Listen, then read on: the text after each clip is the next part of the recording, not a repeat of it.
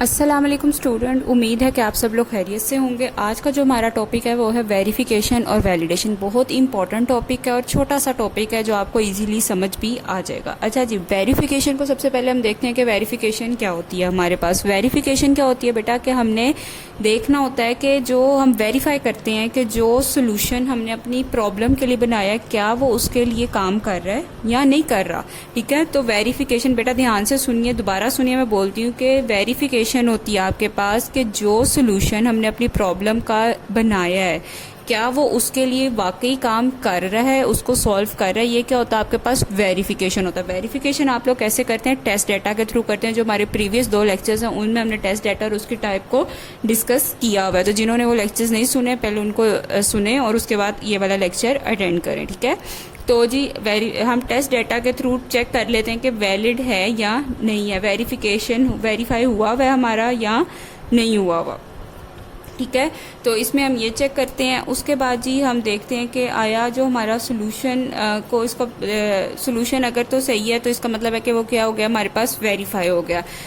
तो यही वो कह रहे हैं कि verify means to test if the solution is actually working solving the same problem for which it was design. के वेरिफिकेशन में आप क्या देखते हैं कि जो आपने सोल्यूशन को डिजाइन किया वह क्या वो आया उसके लिए काम कर रहा है या नहीं कर रहा है।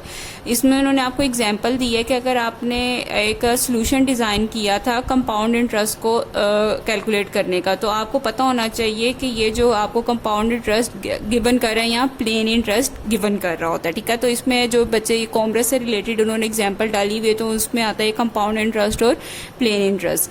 तो जो बच्चों को वो उनको पता है कि कंपाउंड इंटरेस्ट कैसे फाइंड करते हैं और प्लेन इंटरेस्ट कैसे फाइंड करते हैं, तो वो ये देखते हैं कि क्या आया आपको जो सोल्यूशन है वो उसका प्रॉपर मिल भी रहा है या नहीं मिल रहा। फॉर एग्जांपल आपको अगर मैं एक सिंपल लैंग्वेज में समझाऊँ कॉमर्स के अलावा, कि आपको ने एक एल्गोरिदम बनाया था 2 नंबर्स में से ग्रेटर नंबर फाइंड करने के लिए। ठीक है, तो आपने जब उस एल्गोरिदम को टेस्ट किया तो वो आपको ग्रेटर फाइंड करने की बजाय आपको वो दे रहा था प्लस करके दिखा रहा था 2 नंबर्स को, उनमें से ग्रेटर नहीं बता रहा था, उनका एडिशन आपको शो करा रहा था। तो इसका क्या मतलब होता है कि आपका जो सोल्यूशन है वो वेरीफाई नहीं हुआ हुआ, यानी वो आपकी उस प्रॉब्लम को सॉल्व नहीं कर रहा जिसके लिए आपने उसको डिजाइन किया हुआ है।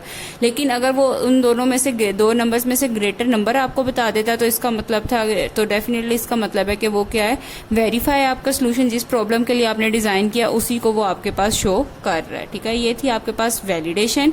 इसके बाद वेरिफिकेशन। अब आ गई आपके पास वैलिडेशन। वैलिडेशन क्या होती है कि जब आपने अपना एल्गोरिदम यानी सोल्यूशन को आइडेंटिफाई कर लिया, वेरीफाई कर लिया, तो अब आप देखते हैं कि क्या जो रिजल्ट आ रहा है हमारे पास वो भी वेरीफाई है या नहीं है, यानी रिजल्ट ठीक दे रहा है हमें कि नहीं दे रहा है वो।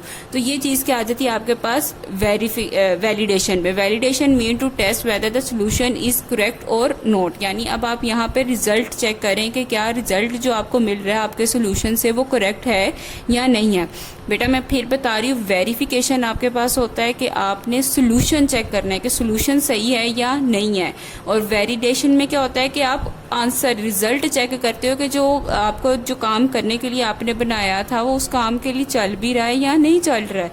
सेम उसी तरह है कि if you are asked to give a solution for calculating compound interest, then validation means to know whether it is finding the correct compound interest or not। तो वो कहता है कि वैलिडेशन क्या होगी कि क्या ये करेक्ट कंपाउंड इंटरेस्ट फाइंड कर रहा है या नहीं। जिस तरह मैंने आपको इससे पहले एग्जांपल दी, ग्रेटर नंबर फाइंड करने थे आपने 2 नंबर्स में से। अब आपने ये देखा कि ग्रेटर तो फाइंड कर रहा है, लेकिन क्या वो आपको सही नंबर बता रहा है कि 3 ग्रेटर है 2 से, यहाँ आपको वो कह रहा है कि 3 लेस है, 2 ग्रेटर है 3 से।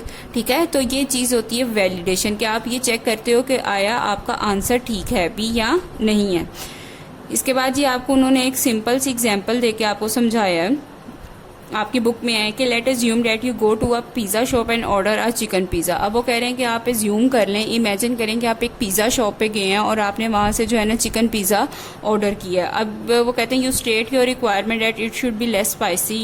तो आप कहते हैं कि आप अपनी रिक्वायरमेंट्स उधर बता देते हैं, यानी इनपुट बता देते हैं कि इसमें ज़्यादा स्पाइसी नहीं होना चाहिए। You also should expect that it would taste good, और आप ये भी उसको कहते हैं कि इसका जो है ये फ्रेश होना चाहिए, बहुत अच्छा टेस्ट आपके पास होना चाहिए। ठीक है, जब आप अब पिज़्ज़ा आएगा, व्हेन द पिज़्ज़ा अराइव्स, जैसे पिज़्ज़ा आता है you can observe that it is a chicken pizza. तो आप पहले ऑब्जर्व करेंगे either is a chicken pizza के बारबेक्यू और फजीता या और वेजिटेबल पिज़्ज़ा, ठीक है। आप ये देखेंगे कि ये चिकन पिज़्ज़ा है या वेजिटेबल पिज़्ज़ा है। This is called verification. यहाँ पे क्या किया आपने, वेरीफाई किया कि आपका जो सोल्यूशन था वो ठीक है या नहीं है, यानी ये वाकई में चिकन पिज़्ज़ा है या कोई और टेस्ट का पिज़्ज़ा है, ठीक है। तो अब इसके बाद आप क्या करेंगे कि when you eat the pizza, जब आप पिज़्ज़ा खाएंगे तो you can check whether it is less spicy और नॉट। तो फिर आपने जो अपनी पहली रिक्वायरमेंट बताई होगी कि ये स्पाइसी नहीं होना चाहिए और इसका टेस्ट गुड होना चाहिए, तो अगर फिर आप इसमें अब वैलिडेशन करेंगे कि आप देखेंगे कि ये स्पाइसी तो नहीं और टेस्ट इसका अच्छा है या नहीं है, तो ये जो चीज़ होगी हाँ या ना में, ये क्या होगा आपके पास, वैलिडेशन होगा, ठीक है। ये एक छोटा सा टॉपिक था आपके पास, उम्मीद है कि आपको ये अच्छी तरह से समझ आ गया होगा। और अगर बेटा इसको आपने अच्छी तरह से लर्न करके जो है ना लिखना है, और कोई चीज़ नहीं समझ आए तो आप मुझसे पूछ सकते हैं, ठीक है। ओके, अल्लाह हाफिज़।